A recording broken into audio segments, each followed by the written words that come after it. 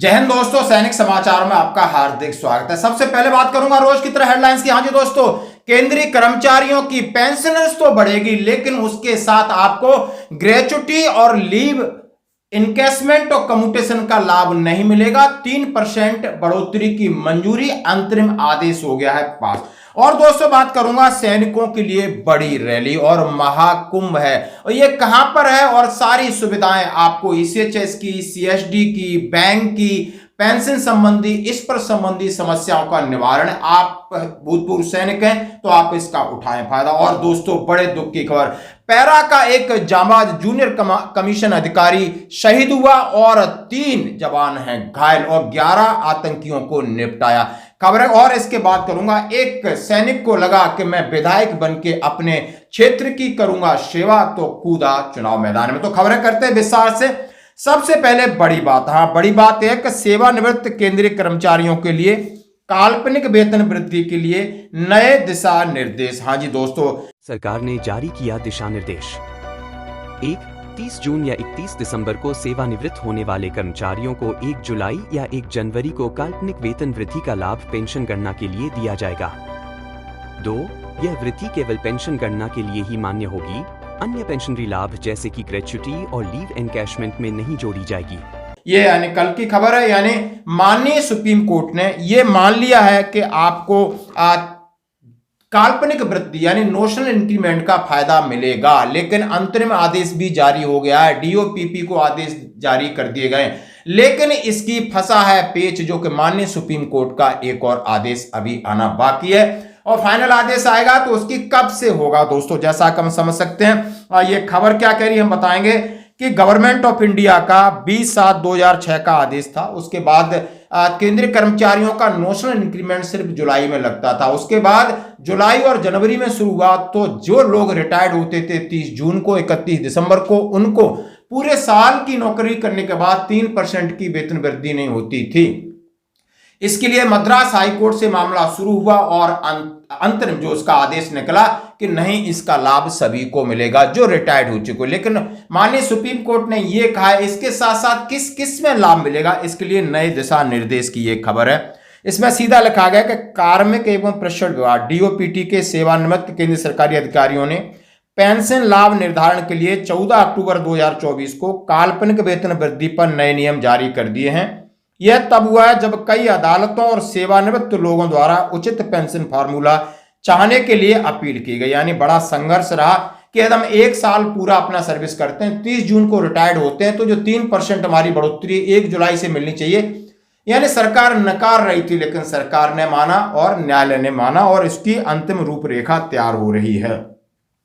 यानी काल्पनिक वृद्धि क्या है, हम नोशनल इंक्रीमेंट है जैसा हम सभी जानते हैं। इस निर्णय की पृष्ठभूमि के वर्ष 2006 से इसकी शुरुआत से 1 जुलाई की वृद्धि प्रदान की जाती थी।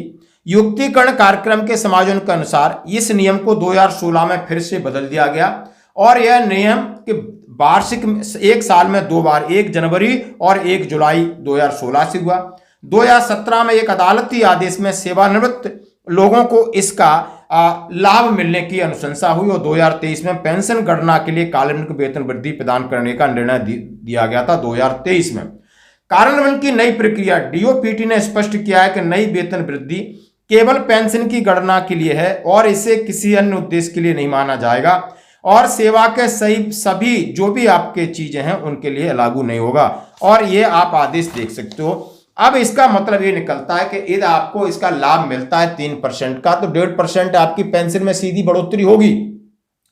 पेंशन का एरियर मिलेगा, जैसे कि अभी तक है उसका आदेश है कि 1 मई 2023 के बाद जितने हैं उनके लिए आदेश पारित हो गया। अब मामला चल रहा है कि 1 जनवरी 2016 से सभी को मिलना चाहिए, क्योंकि 2 बार का नियम 1 जनवरी 2016 से था। तो इसकी अभी सुनवाई होनी थी माननीय सुप्रीम कोर्ट में, उसका फाइनल आदेश निकलना था, लेकिन अंतरिम आदेश हो गया है। डीओपीपी ने इसका इंप्लीमेंट कर दिया है। अब बात कहते हैं कि नहीं, सिर्फ पेंशन बढ़ेगी और पेंशन का एरियर मिलेगा जब से आपकी पेंशन बढ़ती है। अब एरियर मिलेगा या नहीं मिलेगा इसका भी उन्होंने नहीं लिखा, लेकिन ये स्पष्ट कहा है कि यदि आपकी ग्रेच्युटी उसके हिसाब से 3% के हिसाब से और आपका लीव इन कैश बनता है और कम्यूटेशन बनता है यानी लाखों रुपए का, वो हम फायदा नहीं देंगे, जैसा कि इस खबर में पुष्टि की गई है सिर्फ आपकी पेंशन गणना में। अब इसके ऊपर और फाइनल इसी चीजों को आदेश लेकर के इसकी डेडलाइन क्या होगी और गणना के साथ साथ और क्या क्या लाभ मिलेंगे नहीं मिलेंगे, अंतरिम आदेश माननीय सुप्रीम कोर्ट का है जो नवंबर में आना था, अभी वो लंबित है। तो दोस्तों ये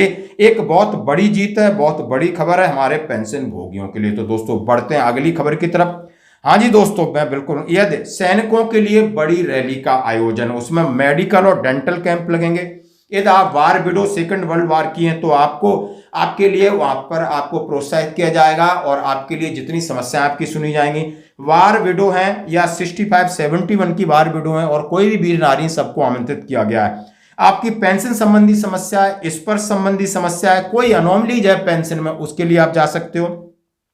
यानी पीसीडीए स्पर्श के रैप होंगे, ईसीएचएस अनोमलीज, ईसीएचएस का पूरा महकमा दिल्ली से आएगा। वेलफेयर स्कीम बाय केएसबी और आरएसबी यानी केंद्रीय सैनिक बोर्ड और राज्य सैनिक बोर्ड के वेलफेयर के जो डायरेक्टर हैं वो वहां पर होंगे। स्टॉल बाय जेडआरओ यानी जनरल रिक्रूटमेंट ऑफिस एडब्ल्यूपीसी के और रिकॉर्ड ऑफिस के रैप बुलाए जाएंगे और वहां पर बैंड डिस्प्ले होगा और टी का और खाने का होगा अरेंजमेंट। यानी सैनिकों की बड़ी रैली का आयोजन यानी 14 नवंबर को तारीख है। जिला सैनिक कल्याण रीवा स्टेशन हेडक्वार्टर जबलपुर के तत्वाधान में 14 नवंबर 9 बजे कृष्णा राज कपूर ऑडिटोरियम सिरमौर चौक रीवा में सभी सैनिक को पधारने के लिए ये ज्ञापन निकला, ये अपील निकली, अपने अपने डॉक्यूमेंट लेके जाएं। और वहां के जिला सैनिक कल्याण अधिकारी लेफ्टिनेंट कर्नल पी गंगा की तरफ से ये आदेश निकला है। अभी आप इस आदेश को देख सकते हो, इसकी कॉपी देख सकते हो। 14 नवंबर की तारीख है, याद रखना, बिल्कुल जाएं। को इस तरीके के आउटरीच प्रोग्राम बहुत ज्यादा देश में हो रहे हैं। कोई स्पर्श संबंधी समस्याएं,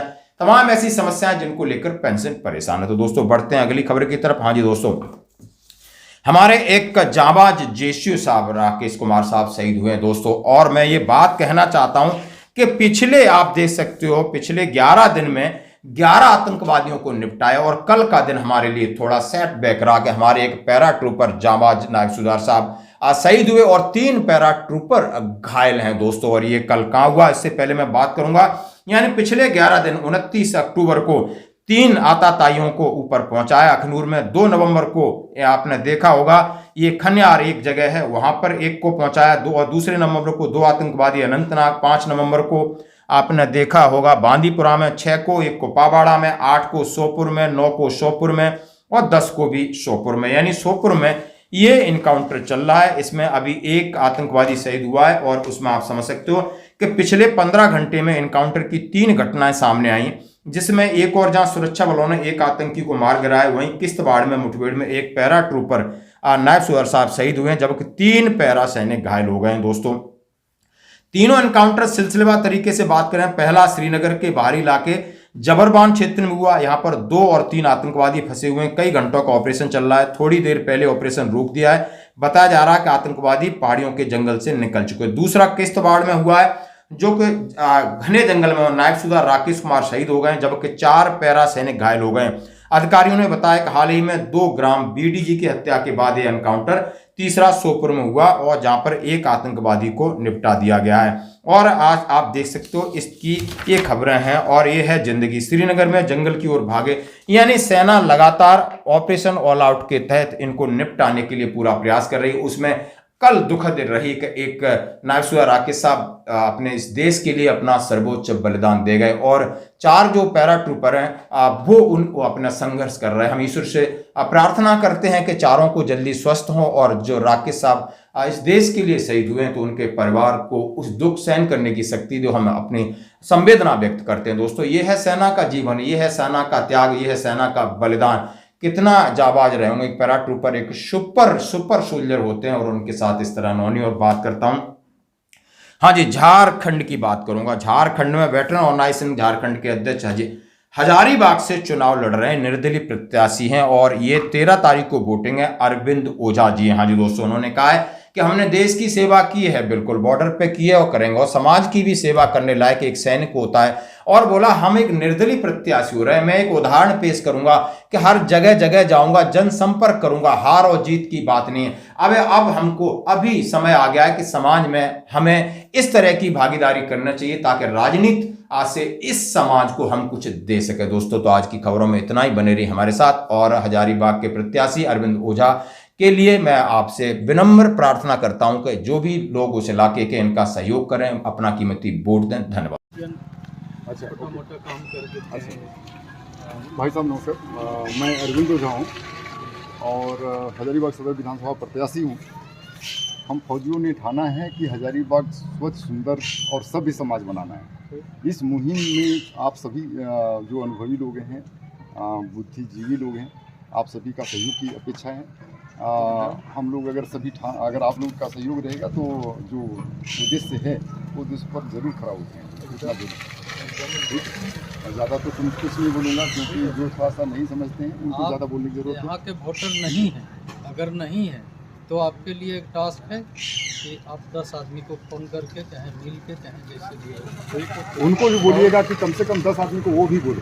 ये चैन बना हुआ है हम बहुत लोग का। आदमी है जो यहाँ वोटर नहीं है, रेंटर है, या हम लोग ही हैं, घर तो यहाँ है लेकिन हम लोग कोई कारण से यहाँ का वो कर दिए ख़त्म। हम लोग सिर्फ गांव का रखे हैं क्योंकि भैया खुद चुनाव लड़ते हैं तो गांव का रखे हैं। तो इसीलिए जैसे नए हैं आप, वोटर नहीं हैं, लेकिन आपका जो सगे संबंधी होंगे या आप बहुत घर जाते हैं, आपका परिचय भी है, तो एक बात खाली बोल देना है। कोई जोर जबरदस्ती नहीं है कि एकदम उसी में देना ही है, ठीक है, खाली बोलना है। जैसे आज तक टीवी में